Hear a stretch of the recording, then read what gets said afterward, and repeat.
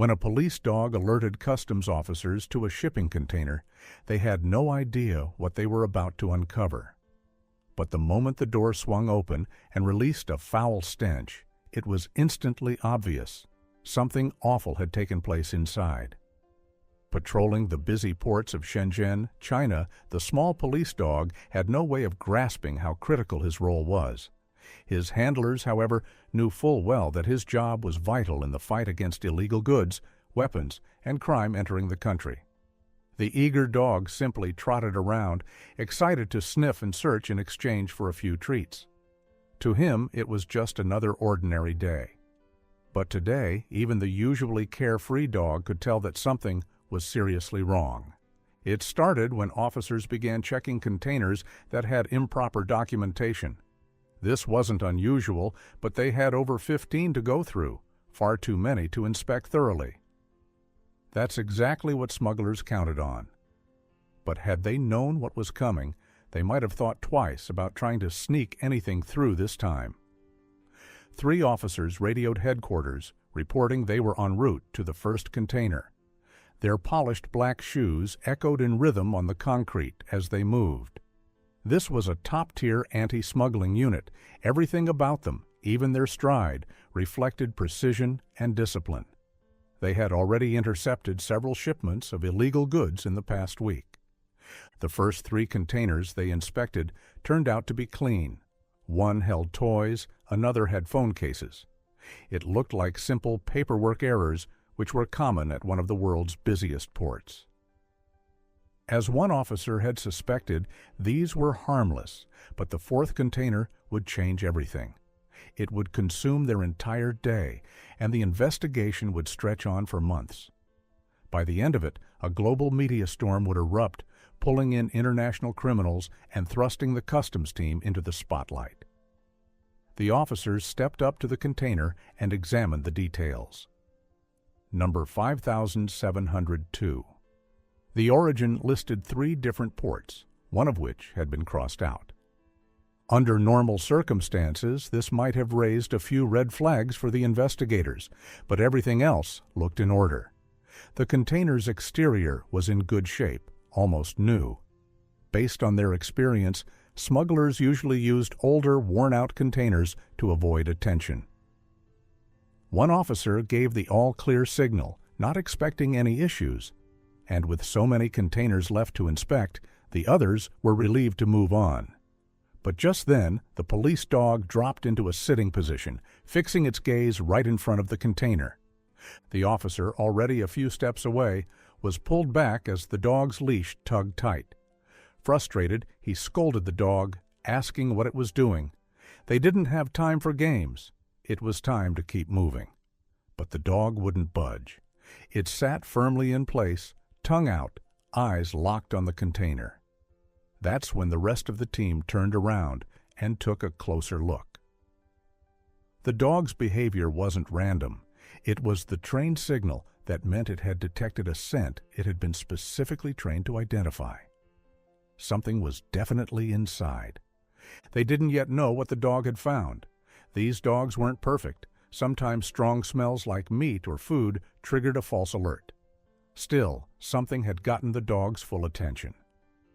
Reluctantly, the officer grabbed a pair of bolt cutters from his gear. If opening the container would settle it, he'd go ahead, but he wasn't expecting anything unusual. The rusty red doors rattled as he twisted and pulled, trying to get the right angle for leverage. Eventually, with a sharp crack, the lock gave way. The doors creaked open slowly. Peering inside with flashlights, the officers were met with stacks of bags, striped, puffy, and surprisingly lightweight. Slicing one open with a knife, part of their standard check, revealed thousands of curled pieces of dried, cold-like material. It left a deep black stain on the skin, almost like charcoal. But the moment the bag was cut, a horrific stench blasted out, nearly knocking one officer off his feet. They coughed and staggered back, shielding their faces with their sleeves. The smell punched through the air and clogged their breathing. Even the police dog was thrown off, stumbling as the wave of odor overwhelmed him. Something strange and disturbing was inside this container, and the officers were determined to find out what. Following procedure, they called in health officials to examine the cargo. If they were dealing with dangerous materials, experts needed to step in. Within hours, the area was surrounded by police tape, and a full investigation had begun. The odor was unlike anything they'd encountered. What they didn't realize was that this was just the beginning of a landmark case. In the past, they had seized all kinds of illegal goods, but nothing like this. Because this wasn't just contraband, it was alive. And its journey had started over 7,000 miles away in a dense African forest. 2 weeks earlier, a man was chasing what he hoped would be his ticket out of poverty. With his dog by his side, he had tracked a creature that had eluded him for days. But now he felt sure he was getting close. He followed the signs, bark peeled from trees, scratch marks near ant nests. Each clue confirmed he was on the right path, and he wasn't about to stop now. Sweat dripped from his forehead, and his breathing grew shallow. That's when he caught sight of it, a small tail vanishing into a burrow. Even with just a glimpse, he knew. This was the one. He spent the next few hours setting traps, and then returned to his camp, barely sleeping out of anticipation. To his delight, his trap had caught 5 creatures. As he moved closer to the net, he finally got a clear view of what he had been chasing for so long. Though the animals had curled tightly into balls to protect themselves, he could still make out their distinctive features. Their tails, nearly as long as their bodies, curved seamlessly into their backs, forming thick, rounded shields that arched toward their heads. Their claws were small, smaller even than a cat's, but the most striking feature was their skin. It was covered in hard, spiny scales shaped like pine cones. These scales were the very reason they were so highly prized. Now that he had captured several of them, the man planned to sell them to a nearby buyer. He was only a small part of a massive web of poachers operating across Africa. But even this tiny haul was enough to earn him a month's salary. And he knew what would come next. The animals would be slaughtered, their scales stripped and sorted into piles. Eventually, they would be packed into huge shipping containers and smuggled toward China, containers like the one intercepted by customs officers, thanks to the persistence of their loyal police dog. At a press event held the following week, authorities announced that this was a historic bust for the country. While the headlines didn't mention it, the team made sure their dog got the recognition he deserved behind the scenes. The media, however, focused on what had been uncovered inside the container. To everyone's disbelief, it was confirmed that customs officers in Shenzhen had confiscated thousands upon thousands of pangolin scales, belonging to a species now considered the most illegally traded animal in the world. Though protected under national and international law, pangolins continue to face massive threats. All 8 species are safeguarded, with 2 of them listed as critically endangered on the IUCN Red List. In China, pangolins are classified as a protected species, and consuming them is a serious crime that can lead to a prison sentence of up to 10 years. Yet, despite lacking scientific proof of their health benefits, pangolin scales have long been used in traditional Chinese medicine, supposedly to treat conditions like asthma, fertility problems, cancer, blood clots, and to promote milk production. This surge in demand, especially over the last 20 years, has pushed traffickers to become bolder. Many now openly bribe officials and carry out their operations in broad daylight. As a result, pangolin smuggling rings have given rise to some of the country's most dangerous criminal networks. While large seizures of scales weren't unusual, officials at the port had never seen anything of this magnitude. When the 293 bags were weighed, the total came to nearly 12 tons, meaning that an estimated 20,000 to 30,000 pangolins had been slaughtered for this single shipment. The poachers behind it could very well be contributing to the species' extinction. This container bust marked a major breakthrough. It gave authorities the evidence they needed to accelerate their ongoing investigation. A dedicated customs team had been tracking a smuggling ring that stretched from Africa to China, where the bulk of the demand existed. While 4 of the 8 pangolin species live in Africa and are often the source of the supply, the true masterminds in this case weren't in the forests. They were orchestrating everything from deep within China. Now the customs team had a serious investigation ahead of them, one that would take months to fully piece together. It was later revealed that this smuggling network had been operating openly for years, committing bold crimes and raking in massive profits without consequence. The latest container alone was estimated to be worth several $100,000. It was a shocking sum, but not worth the brutal slaughter of 30,000 pangolins. Unfortunately, the team assigned to the shipping crate case ran into major roadblocks in their effort to track down those behind the mass killings. They had limited resources and only a few weak leads. The names listed on the shipping forms were fake, giving them little to go on. Their best bet was a small detail: the label on the crate.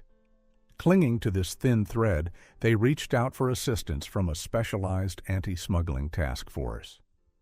Through expert analysis, it was confirmed that the scales had come from Africa. This key clue allowed investigators to cross-reference the name on the shipment with a corresponding location, narrowing down the suspect list. At first, there were dozens of possible names, so the team had to comb through piles of records and conduct multiple site visits. Gradually, they eliminated one name after another. It took endless hours of determination and focus, but finally, they had a breakthrough. 2 names stood out: he and Lee.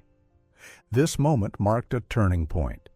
Finally, the investigators had solid leads that brought them closer to protecting pangolins from future harm. But Lee, an experienced trafficker who had dodged authorities for years, refused to admit any connection to the seized scales. Even after officers found revealing photos on his phone, he claimed the device had been bought secondhand and that the images were from before he owned it. Investigators had nearly everything they needed, but without solid proof, they couldn't make an arrest stick. Lee's alibi put them in a tough spot. If he could verify that he'd bought the phone used, it would be hard to keep him detained without a stronger connection to the crime. Still, the team wasn't ready to give up. They were confident Lee was involved, and they were determined to prove it. Then a stroke of luck. In one of the images showing the pangolin scales, investigators noticed something else. Lee's foot appeared in the photo, and a distinct mole was clearly visible. Comparing the photo with Lee's real foot, the team finally had the undeniable evidence they needed to press charges. In the end, they were quite literally one step ahead of him. Further investigation revealed that Lee and he had been partners in crime for a long time, teaming up on a string of profitable deals. Altogether, they had made a shocking $758,000. Additional records showed the pair had taken the same flight to the African country where the scales originated.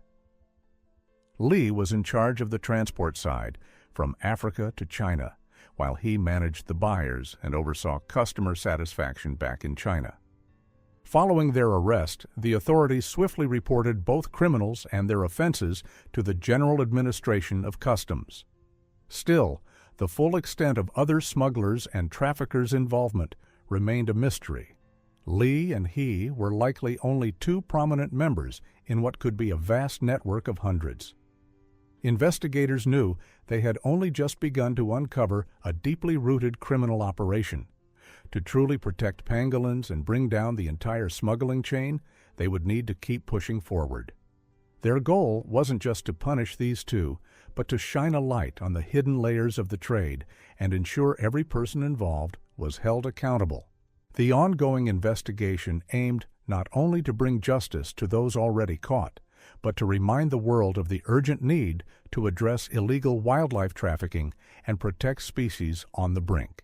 As the team continued digging, it became clear that Lee and he weren't acting alone. Their partnership was just a fragment of a much bigger network of smugglers and dealers. The scale of the crime suggested many others were still operating behind the scenes. Later, a ruling from the Intermediate People's Court in Wenzhou, a city in eastern China, sentenced 17 people in a separate case involving the smuggling of pangolin scales. This group, part of a well-known gang, had been found guilty of illegally importing 23 tons of pangolin scales, worth about 180 million yuan, or $28 million, from Nigeria between 2018 and 2019. According to court records, 2 of the gang's ringleaders were given prison terms of 13 and 14 years. The rest received sentences ranging from 15 months to 12 years, depending on their roles in the operation.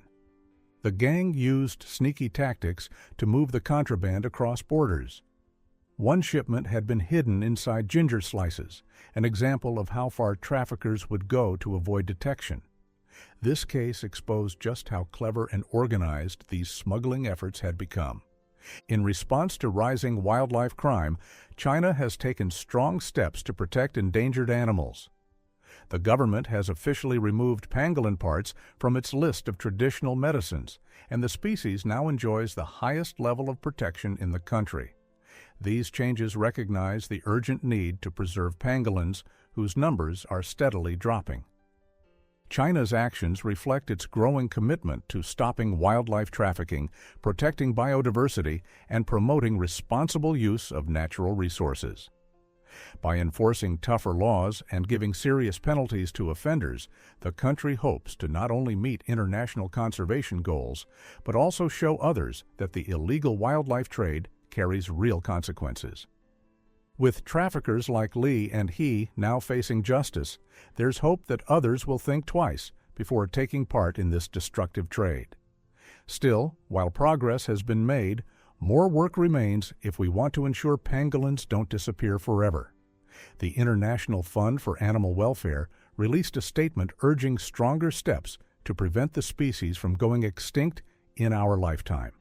Their message is a powerful one. It reminds us how important it is to work together. Whether through education, tighter laws, stronger enforcement, or sustainable practices, it will take all of us to protect pangolins for generations to come. What an incredible story!